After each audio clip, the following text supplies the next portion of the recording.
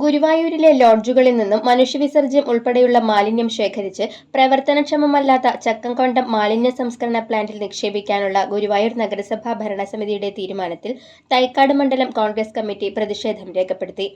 പ്രദേശത്തെ ജനങ്ങളെ ദുരിതത്തിലാക്കുന്ന തീരുമാനത്തിനെതിരെ സമരപരിപാടികൾ നടത്തുന്നതിനും തീരുമാനിച്ചു.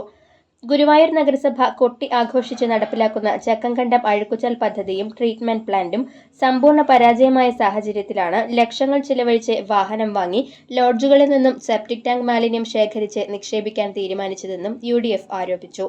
വർഷങ്ങളായി കാര്യക്ഷമമായി പ്രവർത്തിക്കാതെ സ്തംഭനാവസ്ഥയിലുള്ള പ്ലാന്റിൽ മാലിന്യം നിക്ഷേപിച്ചാൽ പരിസരം ദുർഗന്ധപൂർണമാകുമെന്നും കുടിവെള്ളവും കായലും മലിനമാകുന്നതോടെ ജനവാസം ദുസ്സഹമാകുമെന്നും കോൺഗ്രസ് മണ്ഡലം കമ്മിറ്റി പറഞ്ഞു. ഈ വിഷയത്തിൽ CPIയുടെ നിലപാട് ഇരട്ടത്താപ്പാണെന്നും കോൺഗ്രസ് ആരോപിച്ചു. പരസ്യമായി പ്ലാന്റിനെ എതിർക്കുകയും പിന്നീട് നഗരസഭയ്ക്ക് ട്രീറ്റ്മെന്റ് പ്ലാന്റ് സ്ഥാപിക്കുന്നതിന് സാഹചര്യം ഒരുക്കുകയും ആണ് CPI അംഗങ്ങൾ ചെയ്യുന്നതെന്നും കോൺഗ്രസ് പറഞ്ഞു.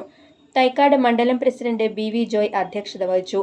മുൻ മണ്ഡലം പ്രസിഡന്റ് ജോയ് ചെറിയാൻ, കോൺഗ്രസ് നേതാക്കളായ AT Stephen, AP Babu, MV Biju, PS Rajan, KV Majeed, Sathyanathan Kunnathully, Mohankumar തുടങ്ങിയവർ സംസാരിച്ചു.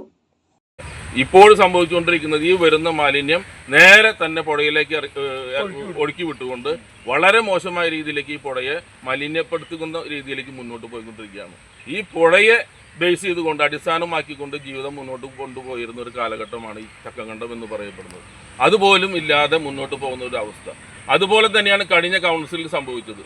ഗുരുവായൂർ നഗരസഭയോട് ബന്ധപ്പെട്ട ഒരു വിഷയം അടിയന്തര പ്രമേയത്തിന് ആവശ്യപ്പെട്ടപ്പോൾ അതിന് അനുമതി പ്രതിഷേധിച്ച് UDF അംഗങ്ങൾ കൗൺസിൽ യോഗം ബഹിഷ്കരിച്ച് ഇറങ്ങിപ്പോകുന്ന സമയത്ത് തന്നെ CPIക്ക് രാഷ്ട്രീയ ലാഭം ഉണ്ടാക്കുന്നതിന് വേണ്ടി ഈ ചക്കംകണ്ടം വിഷയം എടുത്തിടുകയും CPI അതിലേക്ക് വിയോജനക്കുറിപ്പ് നൽകുകയും UDF അംഗങ്ങൾ ബഹിഷ്കരിച്ച സമയത്താണ് ഈ മൂവ്മെന്റ് ഉണ്ടായത്. രാഷ്ട്രീയ ലാഭം ഉണ്ടാക്കുന്നതിന് വേണ്ടി ഈ യാഥാർത്ഥ്യത്തെ കൂടി ജനങ്ങൾ തിരിച്ചറിയുന്നതിന് വേണ്ടിയാണ് തുടർന്നുള്ള ദിവസങ്ങളിൽ അതിശക്തമായ സമരപരിപാടികളും ജനകീയ കൂട്ടായ്മകളും അതിനോടൊപ്പം തന്നെ നിയമപരമായ ഏത് രീതിയിൽ പോകാൻ പറ്റുമോ ആ രീതിയിലുള്ള സംവിധാനങ്ങളുമായി തൈക്കാട് മണ്ഡലം കോൺഗ്രസ് കമ്മിറ്റിയും UDFും ഈ പ്രദേശത്തെ ജനങ്ങളും ഒത്തൊരുമിച്ചുകൊണ്ട് ഈ മൂവ്മെന്റിനെതിരെ ശക്തമായ രീതിയിലുള്ള പ്രതികരണങ്ങൾ ഉണ്ടാകും. അതിന്റെ ആദ്യഘട്ടമാണ് ഈ രീതിയിൽ.